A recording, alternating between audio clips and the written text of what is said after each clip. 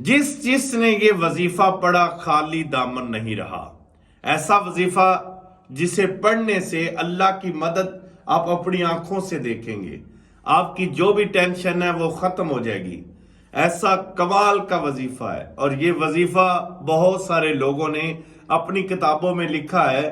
اگر آپ کو رزق چاہیے، اگر آپ کی کوئی گھر میں تنگی ہے، مصیبت ہے، رشتہ نہیں ہو رہا، جو بھی معاملات ہیں، اس کے لیے آپ نے 4 کام کرنے ہیں۔ اگر آپ 4 کام کرتے ہیں تو آپ کے رزق میں برکت ہو جائے گی اور ناممکن کام بھی ممکن ہو جائیں گے۔ وہ کون سا ایسا خاص وظیفہ ہے جس کے کرنے سے انسان پر اتنے انعامات ہوتے ہیں کہ انسان خود سوچنے پر مجبور ہو جاتا ہے کہ میرے رب کی عطائیں ہیں۔ اگر اس عمل کی اجازت چاہیے تو کمنٹس میں سبحان اللہ لکھیں تاکہ آپ کو اس کی اجازت دی جائے۔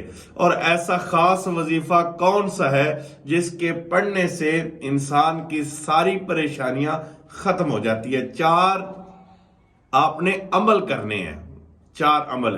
سب سے پہلا عمل آپ نے کرنا ہے، فجر کی نماز جماعت کے ساتھ پڑھے، اور اس کے بعد وہاں پر ہی بیٹھ کر آپ نے اللہ الصمد ایک تسبیح پڑھنی ہے، کسی سے بات نہیں کرنی، اور مسجد سے گھر جانا ہے اور گھر جا کر پھر ایک تسبیح اللہ الصمد کی پڑھنی ہے۔ یہ مرد کے لیے۔ اگر عورتیں ہیں، ایک کمرے میں نماز پڑھ رہی ہیں تو وہاں پر پڑھے اللہ الصمد ایک تسبیح، پھر پورے گھر میں چلتی پھرتی جو ہے وہ ایک تسبیح اللہ الصمد کی پڑھے۔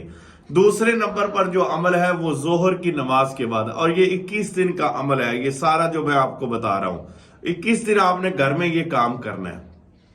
ظہر کی نماز جماعت کے ساتھ پڑھے، اور اس کے بعد آپ نے یہ والے الفاظ پڑھنے ہیں، سلام قولا من رب رحیم، یہ والے الفاظ پڑھے، اور پھر اس کے بعد آپ نے ایک تسبیح یہاں پر اور ایک تسبیح اپنے گھر پر، اور عورت ایک کمرے میں پڑھے تو دوسرے کمرے ویسے چلتی پھرتی پڑھتی رہے۔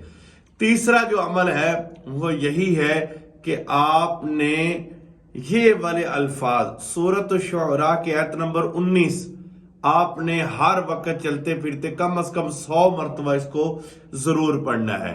خواتین گھر میں پڑھیں، مرد جو ہے مسجد میں نماز پڑھ کے عصر کی نماز کے بعد اس کو ضرور پڑھیں۔